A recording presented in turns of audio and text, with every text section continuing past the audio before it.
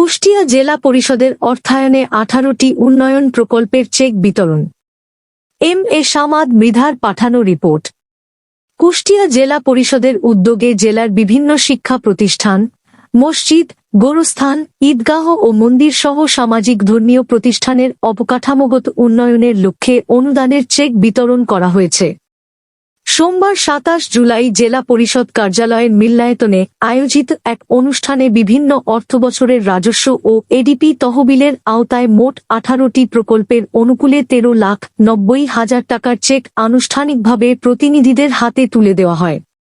অনুষ্ঠানে প্রধান অতিথি হিসেবে উপস্থিত থেকে সুবিধাভোগী প্রতিষ্ঠানের প্রতিনিধিদের হাতে অনুদানের চেক হস্তান্তর করেন কুষ্টিয়া জেলা পরিষদের প্রশাসক বীর মুক্তিযোদ্ধা অধ্যক্ষ সোহরাব উদ্দিন।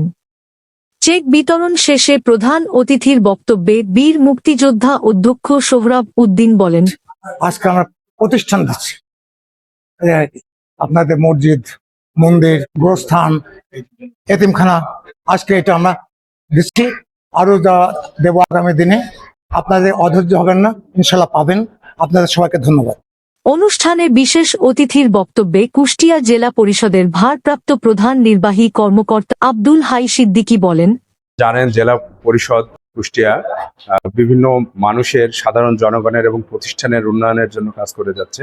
তো সেই হিসাবে আমরা মসজিদ, মাদ্রাসা, গোরস্থান বা মন্দির, বিভিন্ন ধর্মীয় প্রতিষ্ঠানকে প্রায় 18টা প্রকল্পে 13,90,000 টাকার চেক প্রদান করা হয়েছে। আজকে জেলা পরিষদের এই ধরনের কার্যক্রম অব্যাহত থাকবে এবং ভবিষ্যতে আরো প্রতিষ্ঠান এবং জনমানুষের উন্নয়নের জন্য জেলা পরিষদ কুষ্টিয়া কাজ করে যাচ্ছে এবং যাবে।